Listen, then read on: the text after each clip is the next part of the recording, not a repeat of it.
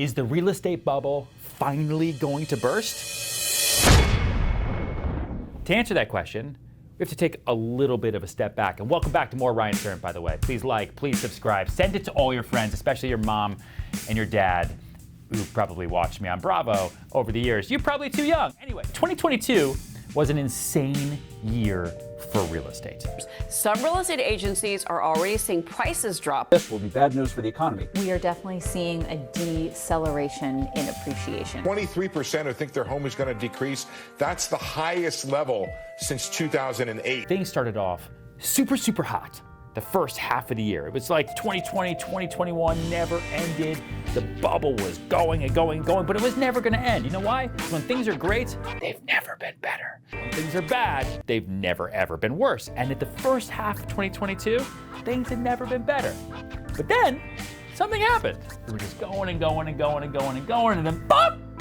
The second half of the year, things started to cool down really quickly. When Jerome Powell decided to stop the money printer, and then he doubled interest rates. Mortgage rates followed, the Fed benchmark rate affected everybody, and I literally had clients pulling out of massive deals left and right, from New York City to every other major market, because they were concerned about where the market was going. They were concerned they were now buying at the top, and they were concerned, this is 2007, 2008 all over again. Everything is over. Doom and gloom set in May of 2020 and rode through the summer. Remember Jamie Dimon went on the news? It's a hurricane. The head of the largest bank on the planet, and says an economic hurricane is coming. That hurricane is right out there down the road coming our way. But the bubble didn't really burst. Things slowed down. There was definitely a lot more thought process that went into, should I buy, should I sell? Okay. But then things kind of got better. At Serhant, we sold a townhouse on the Upper East Side for nearly $60 million. I know the market's crazy. Things are a little wonky. Still setting records out here. And we did it over FaceTime. That doesn't sound like a burst bubble. That sounds like the top of the market. That sounds like a healthy market for the super prime luxury real estate world that we operate in. So, what's gonna happen in 2023? I just wanna point out that I don't have a crystal ball.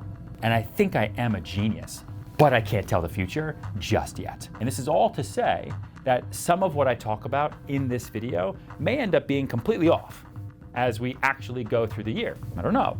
But it gives us a good way to set expectations and projections for the year to come. With that said, what should we expect in the new year? For starters, we've already seen interest rates pull back a little bit.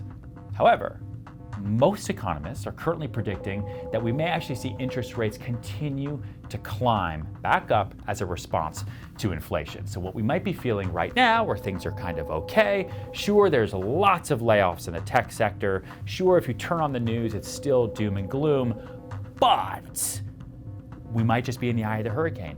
We don't know. Things are okay right now at the beginning of 2023. Some people are saying that rates could go as high as 8.75% as the average for a 30-year mortgage in 2023, while others are saying that rates may peak around 8% and then come back down to 5% or 6% later in the year. So if we assume that they're right, and interest rates do increase this year, at least in some fashion, what does that mean for real estate sale? The general consensus is that almost regardless of what happens with interest rates, real estate sales will decline this year as a year-over-year percentage of transaction volume. With higher rates, it just means that less people are going to be able to afford to sell and buy. So we're going to have less trades, which puts pressure on inventory, which puts pressure on the buyer market, which then puts pressure on the rental market, which then puts pressure on all the banks and starts to infect the system. Here in New York City, right, we're in Soho, we're at our headquarters right now, for example, transaction volume has dropped dramatically since the Fed started their interest rate hikes in the spring of 2022. We're seeing about half of the volume that we saw in 2021.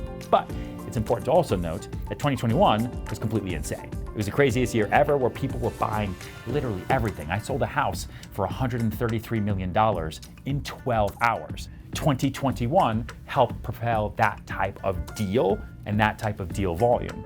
So that's just to say that when we talk about transaction volume dropping, it's going to sound even more significant than it really is because our perception is a little bit skewed. But that leads to the next question. How much will sales actually decline? And it's hard to say because market activity is going to be heavily correlated with what we see happen with interest rates. Even more important than that is the market that you are in specifically. So if interest rates go up and the number of real estate sales declines, doesn't that mean that housing prices are going to drop to meet demand wherever demand might be hovering? Everyone talks about how real estate is in a bubble right now. Is this how it pops? Well, I'm sorry to burst your bubble, but probably not. I know, I'm sorry. We may see a small decline in home values across the country, but if it happens, it likely won't be anything noteworthy. If anything, we're actually anticipating that real estate prices are going to stay consistent, meaning that we won't see a huge increase or decrease in prices, even if there are less sales. Sellers aren't that desperate. That's what happened in 2008. Mass layoffs, a crashing stock market, subprime mortgage collapse, predatory lending, all led to an epidemic of unseen proportions in the housing market where no one could buy because banks closed the pipeline and no one could sell because there were just no buyers. And that's not the case today. Banks are giving out loans as fast as they can. They're giving incentives. If you buy now at this rate, I know you don't like this rate, but if you buy now, we'll get you a free refinance if you refi in the next 12 months because our economists are saying that rates are going to start to come down. There is more liquidity in banks to give out for loans now than ever before. This is not a banking issue. This is a systemic issue caused by what happens when you print trillions and trillions and trillions of dollars. So that may all sound confusing for the reasons that I mentioned before. But the reason for this, the reason for the fact that the real estate market might not really increase or decrease in 2023 is that the supply, the number of homes actually for sale on the market in the United States, also globally, but let's focus on the US, is extremely low. In 2020 and 2021, when mortgage rates were only 2 to 3%, we saw people buying homes left, right, center. It was insane. But because of that, there are now a ton of people that locked in super low interest rates that don't want to sell their homes anymore because they don't want to then get a 7 or 8% interest rate when they purchase their next home to level up because they had a baby or they're moving for work or they're getting divorced and they need to downsize, whatever the life situation may be. And because rates are so high, there's a whole other market that's been removed too, which are speculative purchasers. When rates are low, people say, I want to buy a home and I'll buy that one for investment. You have institutional purchasers, right, who are looking at a levered LTV, which means that they're going to lever the purchase. They're going to use $50 million in dollars they have to borrow $100 million worth of houses, let's say. That's not happening now. There are institutional investors out there purchasing up homes left and right, but they're doing it with cash, which means there's just less and less and less buyers. So in other words, while buyers are being discouraged by higher interest rates, which are driving down demand, so are the sellers, which are driving down supply. And as a result, we're seeing economists say that prices could actually go up this year. Yeah, as much as 5%, or down as much as 10%, which is all to say that no one knows anything anytime ever. That person knows it's going up, that person knows it's going down, and we're all gonna know at the end of the year. But again, in general, we're not really expecting to see the tide shift in either direction. So if you're a buyer, you're working with buyers, don't just sit there and say, well, I'm gonna wait for the market to crash at the end of the year, because guess what? It's not going to happen. And if you're a seller, don't just sit there and say, well, I'm just gonna wait for the market to get stronger. It's kind of frothy, it's a little weird right now, a little bit too soft. As rates come down, more buyers are gonna come out. That might be true, But you know what also happens when that happens? More sellers come to market. You have low inventory right now. If I'm a seller and I want to sell in the next 2 years, I'm in the market right now. And if I'm a buyer and I'm in the market in the next 2 years, I'm in the market right now. You can always refinance later. And it is hard to find a house that you like, let alone a house that you really like or love anywhere in the world.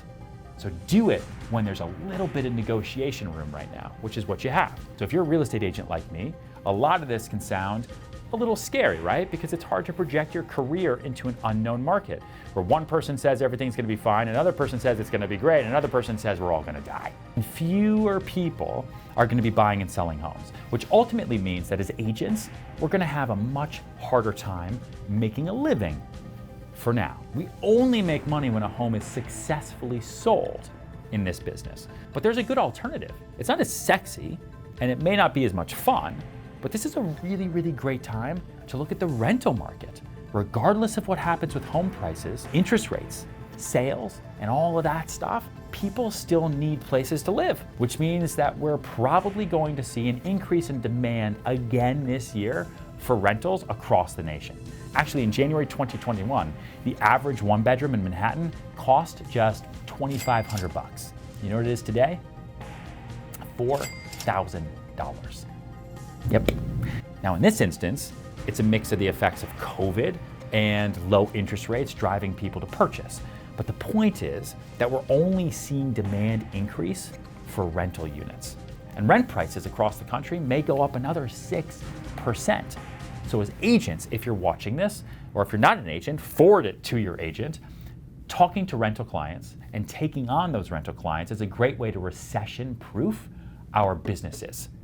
That way you are transactional, regardless of which way the market moves in 2023. So my prediction is that there is no bubble to burst. Was there a run-up in prices due to really, really strong demand in 2020, 2021, and the first half of 2022? Yep. Were most of those purchasers that were running up prices people that could have probably bought over the 5 years prior?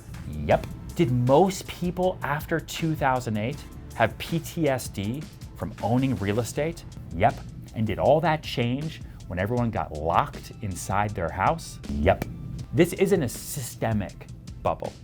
This is a supply and demand problem that is being toyed with by the Fed and Jerome Powell's ability to print or not print money.